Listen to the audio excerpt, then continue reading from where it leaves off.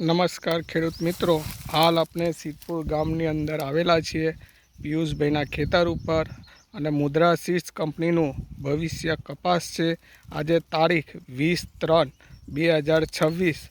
તો જોઈ શકો છો ખેડૂત મિત્રો કે આ મુદ્રા સીડ્સનું ભવિષ્ય કપાસ હાલની પરિસ્થિતિની અંદર જોઈ શકો છો। ત્રીજા મહિનાની હોવા છતાં બી હાલ એક છોડ ઉપર 150 ઝીંડવા છે અને પિયુષભાઈનું હાલ સુધીને 10 ક્વિન્ટલનો કપાસ આવી ગયો છે અને હાલ આવી પરિસ્થિતિ હોવા છતાં તમે જોઈ શકો છો।